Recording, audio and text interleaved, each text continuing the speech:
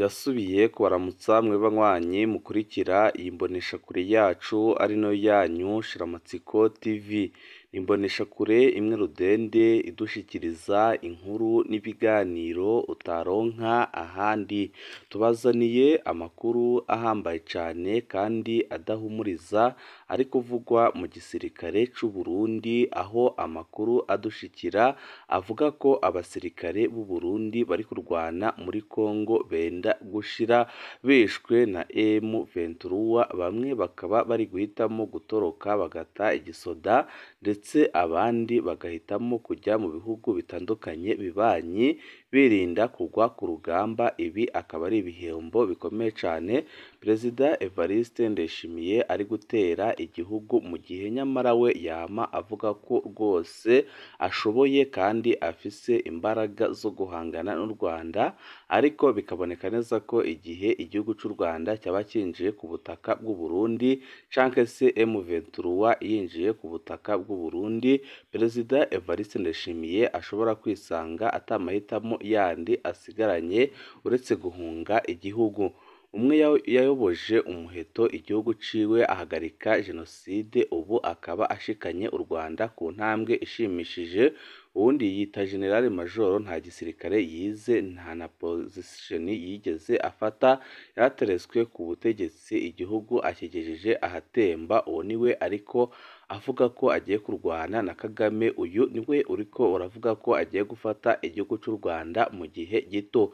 Bamwe n'abandi barerekana ko byanga bikunda Perezida Evariste Ndayishimiye yirirwa arahuragura amagambo, ariko mu by'ukuri atazi ibyo aba ari kuvuga, kuko ababizi ni abari kurwana muri Kongo, aho bari kwicwa umunsi ku munsi, ndetse amakuru adushikira akavuga ko hari abasoda bakomakomeye bo ku rwego rwo hejuru baturutse mu Burundi bajya Bukavu, ariko bakaba barahiye bararengwa, bakavuga ko badashobora kurwana kuko ataco bariko bararwanira, kandi bariko bararwanira inyungu za Perezida Evariste Ndayishimiye.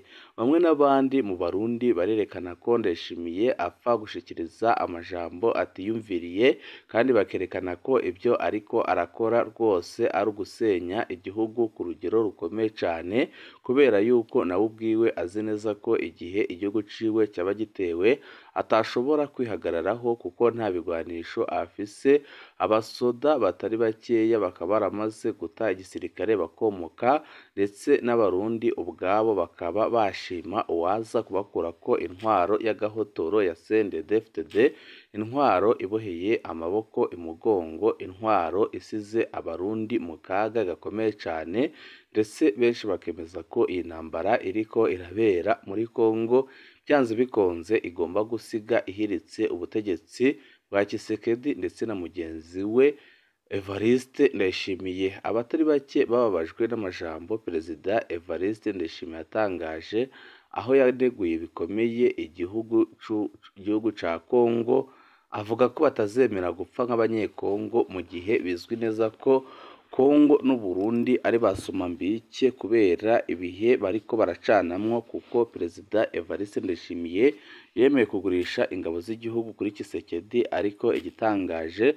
nuko asubira inyuma akanyega Perezida Tshisekedi. Ibyababaje abatari bake babona ko Perezida Evariste Ndayishimiye rwose ata muntu umurimo, ndetse bakabona ko ibyo ariko arakora umunsi ku munsi atakindi bigamije uretse kwicira inote.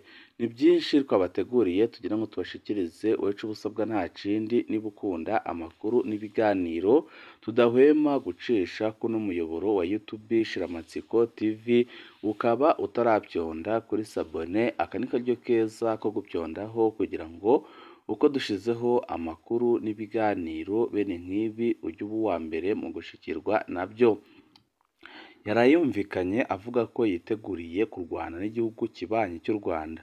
Uwo ni Evariste Ndayishimiye arongoye u Burundi, yabivugiye mu ntara ya Kirundo muri komine Bugabira kuri uyu wa 11 Ruhuhuma 2025, aho yarishikiye gutanguza isekeza ryo gufasha abanyagihugu baheruka kubura umwimbo biturutse ku zuba. Yamenyesheje ko amaze kugabisha u Rwanda ko rutazomunesha. Bamwe n'abandi bumvise ayo majambo bavuga ko byumvikana ko Evariste Ndayishimiye yuzuye ubwoba bafatiye no ku kungene yaheruka gushikiriza urwaruka ari muri Kongo kazofasha urwaruka rw'interahamwe gutembagaza ubutegetsi bw'u Rwanda ngo yamara akaba atarabishikako uyu munsi. Ubwo bwoba kandi ngo bufatiye ku ntambara abona ziriko zibera muri Kongo ziriko zihitana abasirikare benshi b'u Burundi. Basaba Evariste Ndayishimiye gushira imbere ineza y'abanyagihugu hamwe n'ababanyi mu kuganira na bose, ngo nayo ibyo kwitwaza abanyagihugu ngo babe aribo bitegura kugwana mu gihe nawe ngo naho ari generali atazova mu nzu canke mu biro ngo agiye kugwana abihagarike ngo kuko intambara umenya ko uyiteguye ntumenya uko uyiheza. Ako rero katabesha ngo nako intambara ariko aragwana mu gihugu cibanyi ca Kongo itariko iramwerera kuko abasoda b'u Burundi bari kwicwa nk'impene. Hakaba n'amakuru avuga ko abasoda bashika muri 200 badasanzwe bari baturutse mu gihugu c'u Burundi bagishika ku rugamba bose bahise barasirwa rimwe na M23 ikaba ibahaye ikigwa gikomeye cane kandi ikaba iberetse ko byose bishoboka, aho benshi muri abo bafashe umwanzuro wo kuvuga ko badashobora gusubira ku rugamba mu gihe bagenzi babo babona ukungene bariko baricwa.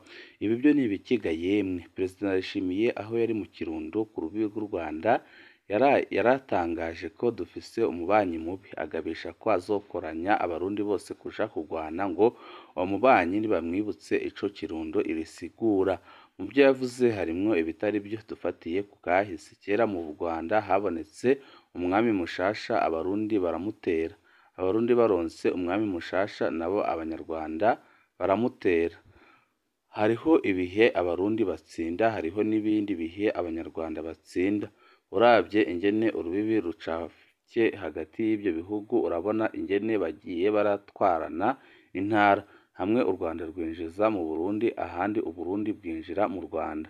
Hari abavuga ko hari igice ca Butare badutwaye kuko ari igice ca Kirundo twaba twarabatwaye. Hari ingoma nabonye mu nzu y'iratiro i Butare, Musée National de Butare, yitwa Nanga Burundi. Iyo ngoma ngo yatahanwa n'uwitsinze urugamba. Abarundi batsinze barayitwara bakayita Nanga Rwanda. Abanyarwanda batsinda barayitwara bakayita Nanga Burundi. Abanyuma bayitahiye babaye abanyarwanda. Hari umwami w'u Burundi avuga ko yiciwe mu ntambara mu bice bya Bugesera hariya mu Kirundo. Intambara yakurikiye nayo ivuga ko yaguyemwo abasoda benshi b'u Rwanda ariho hoba haravuye izina rya Kirundo. Izo nkuru bene izo ntambara womenga kwari ukubyaruzanya hagati y'abami bo mu Burundi n'abo mu Rwanda. Uyu munsi ntidukwiriye kwihaya umwansi n'intambara, dukwiriye kugwiza ibiduhuza. Impanuro Musenyeri Yohakimu Ntahondereye yaraye atanze irakwiye kumvirizwa. Intambara umwe wese abona ko itangura ntawumenya uko ihera. Nukuri aya majambo yaraye avuzwe na Perezida Evariste Ndayishimiye yababaje abarundi batari bakeya, ndetse benshi bemeza ko uyu mutegetsi ataho ashobora gushikana igihugu c'u Burundi. Ikibuga c'indege Michel Micombero c'Ikavumu kirarinzwe bidasanzwe n'abasoda b'u Burundi muri Sud Kivu. Intambara zo muri Kongo ziriko ziregereza rwose ikibuga c'indege ca Kavumu, ari naco kibuga c'indege c'intara ya Sud Kivu kiri ku birometero 25 by'umurwa mukuru wa Bukavu. Ibisagara bito bito byegereye Kavumu ari byo Ihusi na Karehe byaraye bifashwe na M23. Amakuru adushikira akavuga ko hari n'abasoda badasanzwe b'u Burundi barenga 200 bahaguye. Ku munsi w'Imana uheze abasoda b'u Burundi bari bashoboye gusubiza inyuma igitero ca M23 muri Karehe, ariko nk'uko byagenze muri Ngungu M23 yaraye igarutse ica irafata umurwa mukuru wa teritwari ya Karehe. Ni ukuvuga ko intambara ikurikira ihambaye igihe kubera ku kibuga c'indege ca Kavumu. Ico kibuga c'indege kikingiwe n'amabatayo 4 y'abasoda b'u Burundi. Ni ukuvuga abasirikare b'u Burundi bari hagati y'ibihumbi 2,400 n'ibihumbi 3,200. Amarwi adusumira ni igihugu ca Afurika y'Epfo caraye kirungitse i Bujumbura indege zibiri zuzuye abasirikare bitegekanijwe ko baca bajanwa aho muri Sud Kivu. Bishoboka ko nabo bazosangira n'Abarundi urugamba rwa Kavumu, ariko ivyo ntacyo bivuze imbere ya M23 kuko n'ubundi bafashe n'igisagara ca Goma rwose bitabagoye kandi harunze abangana gutyo. Kubera iki Abarundi bashize ingufu zingana gutyo ko ku kibuga c'indege ca Kavumu? Kavumu ifashwe nta gihe kizoba gusigaye ngo Bukavu nayo ifatwe. Nta nzira abategetsi ba Kongo bazoba basigaranye yo kuja Bukavu no gutera Bukavu keretse baciye ku kibuga c'indege ca Bujumbura. Ni ukuvuga ko iyi ntambara izoba iriko irafatana n'Uburundi bimwe vyeruye. Ico nico abategetsi b'u Burundi bashaka guhagarika. Vuba tuzobasangiza amateka y'iki kibuga c'indege ca Kavumu. Perezida Mobutu yacuguruye mu mwaka w'1970 acita Airport Michel Micombero. Kubera iki? Tuzobibasangiza. Coba kigiye kuba Airport Evariste Ndayishimiye nyuma y'iyi ntambara, cyangwa se kigiye gusiga gihitanye abasoda b'u Burundi batari bakeya nk'uko n'ubundi bagiye bagwa mu bice bitandukanye bya Kongo.